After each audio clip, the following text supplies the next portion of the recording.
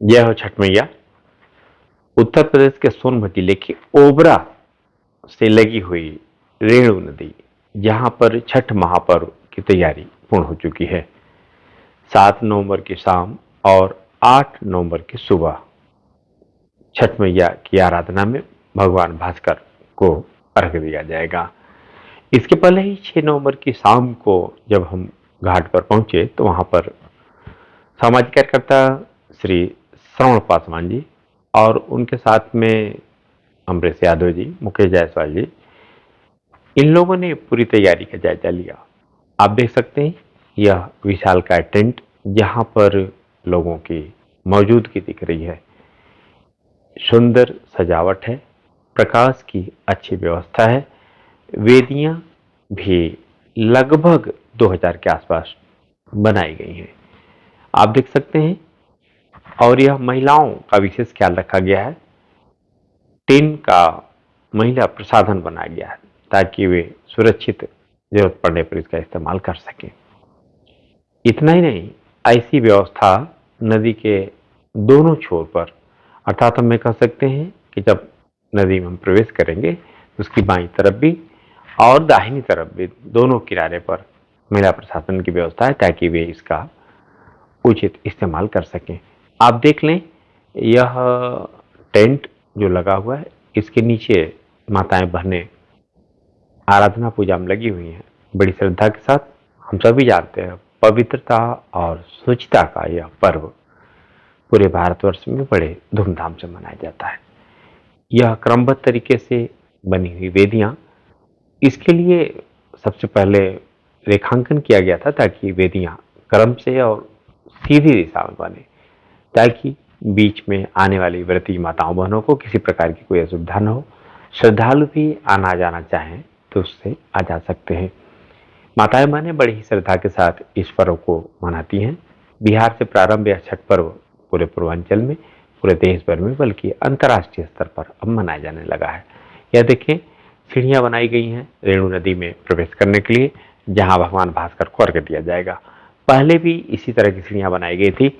इस बार भी इन सीढ़ियों का मरम्मत किया गया है और उनका चौड़ीकरण भी किया गया है। यह देख सकते हैं यहाँ पर श्रवण जी, अमरेश यादव जी, मुकेश जायसवाल जी सहित अन्य लोग मौजूद हैं जो व्यवस्था को देख रहे हैं। कहीं कोई कमी न रह जाए इसका ख्याल रखा जा रहा है। अभी रेणु नदी में जो जल है वह दूर है, पर 7 नवंबर की शाम को यह जल नदी के तट के समीप आ जाएगा।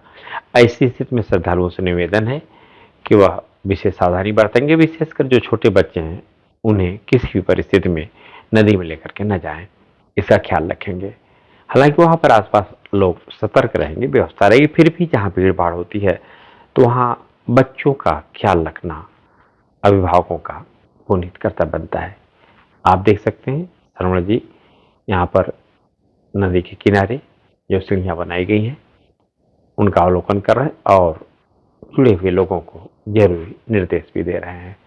सामने देख सकते हैं आप, टीन सेट का बना हुआ है जो माताओं बहनों के लिए वस्त्र इत्यादि बदलने का केंद्र है।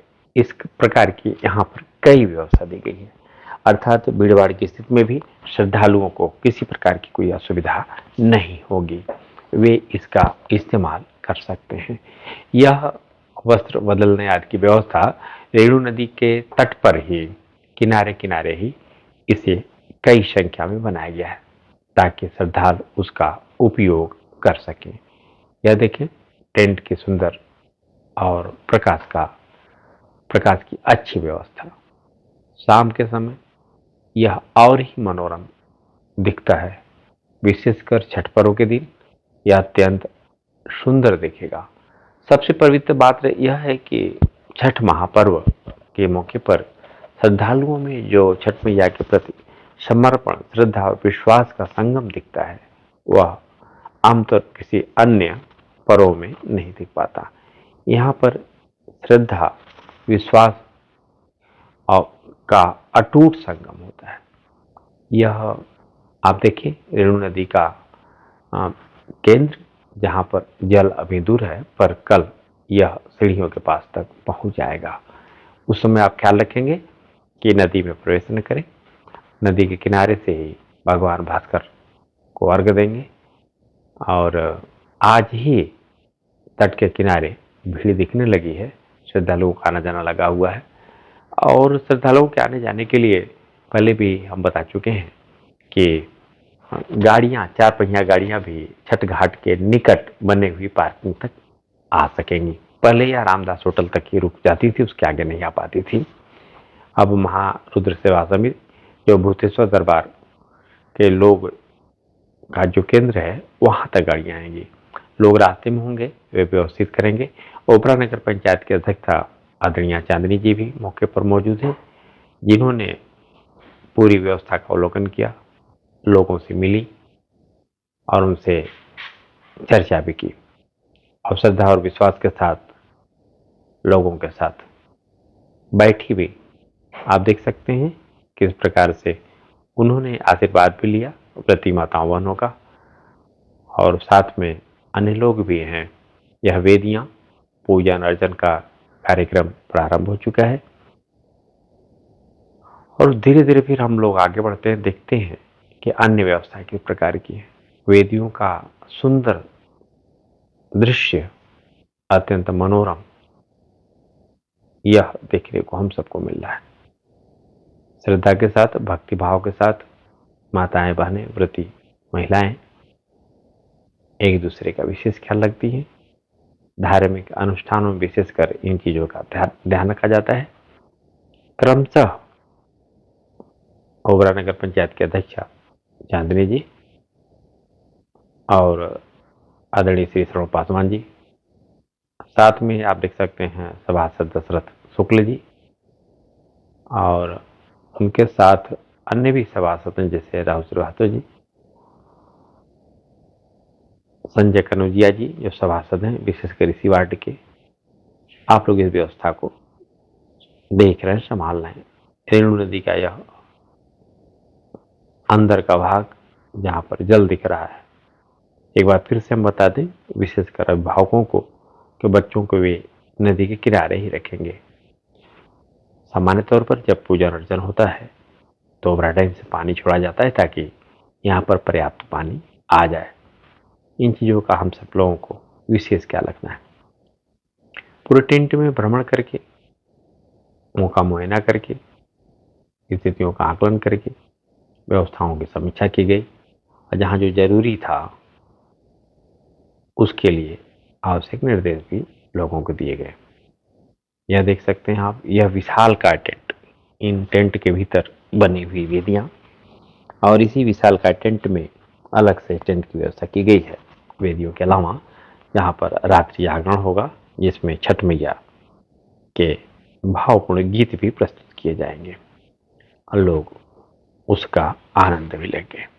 साथ ही साथ दूसरी छोर पर विविध प्रकार के टेंट होंगे जहाँ पर निःशुल्क चाय मिलेगी, जल की व्यवस्था होगी, चिकित्सा की व्यवस्था होगी, अन्य विविध प्रकार की व्यवस्थाएं होंगी।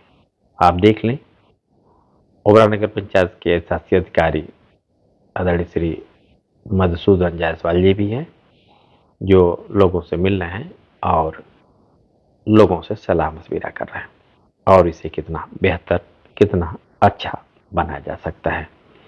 देख सकते हैं साथ में सभासद राहुल श्रीवास्तव जी और आदरणीय अध्यक्षा चांदनी जी, शासी अधिकारी मधुसूदन जायसवाल जी और श्रवण पासवान जी, सभासद दशरथ शुक्ल जी, मुकेश जायसवाल जी, अमरेश यादव जी, सभासद संजय कनौजिया जी, आप सब लोग यहाँ मौजूद होकर के व्यवस्था को संभालने में लगे हुए हैं।